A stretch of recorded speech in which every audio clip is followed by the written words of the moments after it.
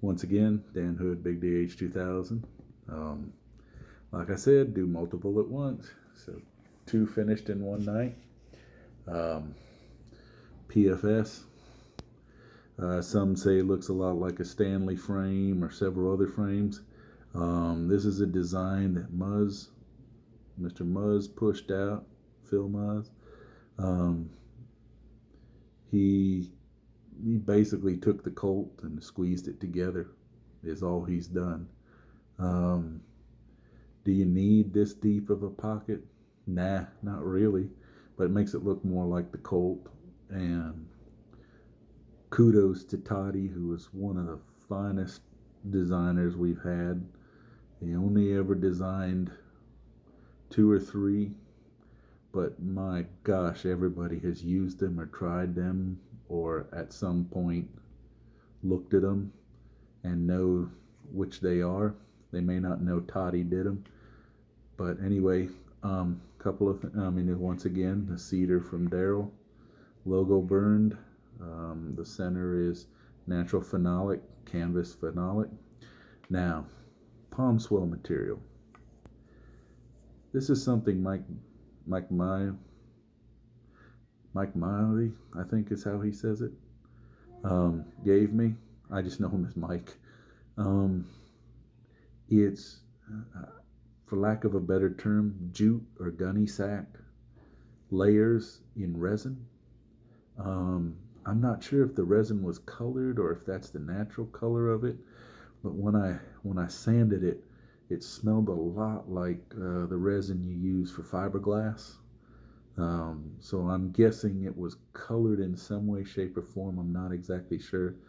When I got it, there were a lot of voids in it. Now you can use that for palm swells. It's no problem. But I didn't want the rough look. It's still got a few voids, but what I did was I clamped it, put a throwaway clamp on it, a little $1 clamp, hung it out in my vise, and then just drenched the thing in CA till it stopped taking CA in, and that filled most of the voids without changing the color. As you can see, it's pretty smooth here. You can see the occasional little air pocket that was in the original. Now, somebody asked me, how would you make this material so that didn't happen? You got to use a lot of resin. First, you take each layer and you slop it back and forth in the resin. Then you lay it on top of each other, stack it up between wax paper, and then squeeze it. The best thing to do, you put clamps on it and put pressure on it, or if you've got what's known as a book vise, when they made the old books and glued them and pressed them, you can use that. The thing is it's best to put it in kind of a container that can contain the resin, so that when you squeeze it, the resin just doesn't go running out. The resin stays and fills up the voids. So every time I've ever seen it done, it's always done in kind of a tray or a trough, and then the top piece slides in the hole into the tray and trough, and then you apply pressure that way without the resin escaping. That's how I make my homemade micarta.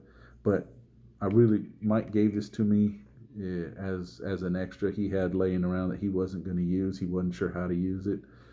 I don't even think he knows where he got it.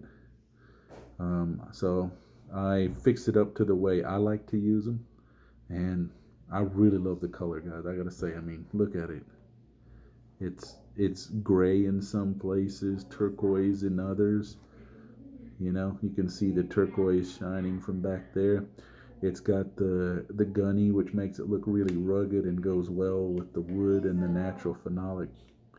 Anyway, sorry to explain so much, but I really like this one. I like the way it came out, and it surprised me how nice this material is now that I've filled it all with super glue.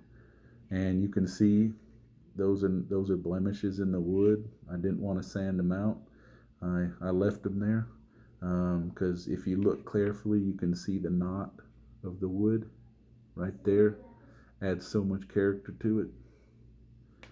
Yeah, and you can see I left some knots there.